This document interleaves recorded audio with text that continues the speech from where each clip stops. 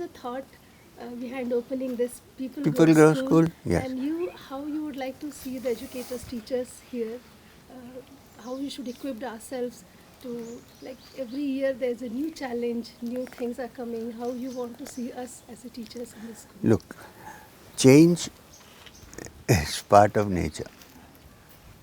If you said every year we have a new, yes, the only changeless thing on earth is change. It's always there. Other things can go, but the change is always there.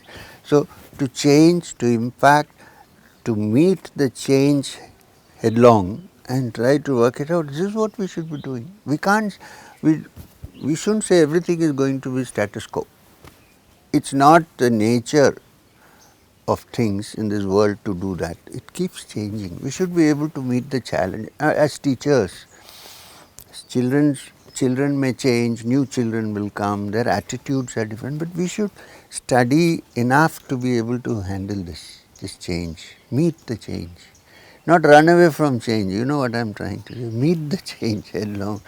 You know the word Jagat for the world, for the universe, it comes from the Sanskrit word Jagatyaam, that means which is moving. Constantly moving. There is nothing that does not move.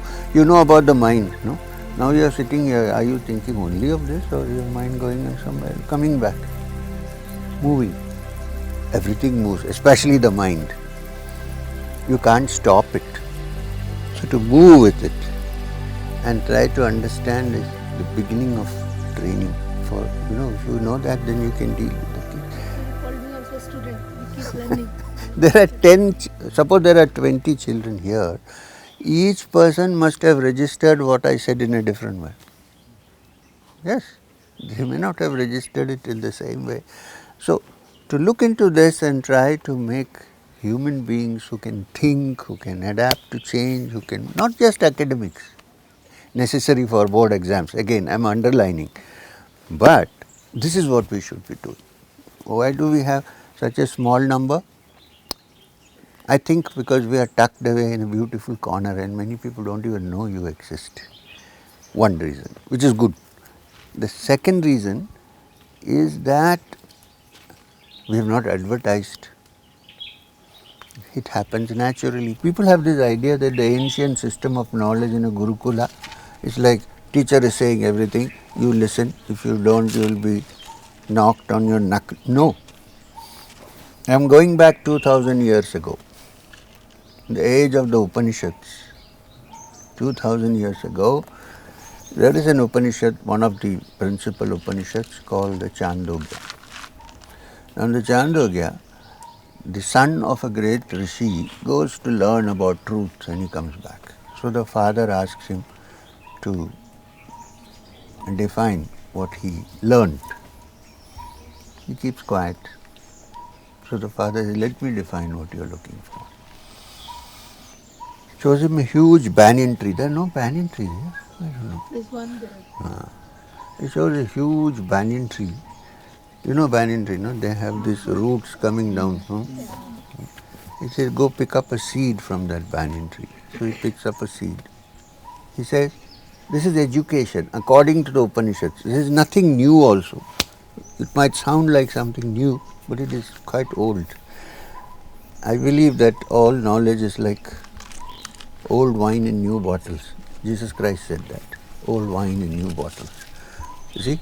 So, okay, so he picks up the seed and then he brings it and he peels he said peel it. So he peels the skin. And what do you see inside? He says, I see a white kernel inside.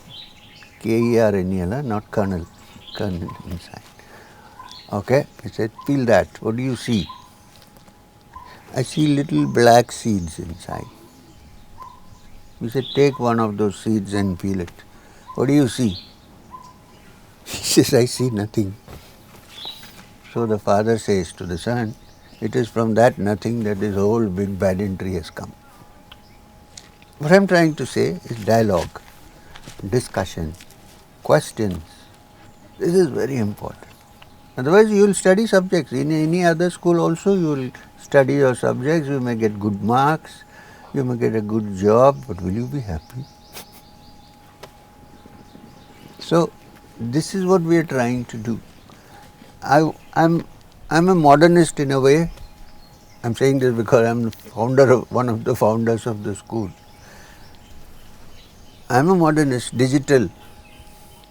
The world is very important.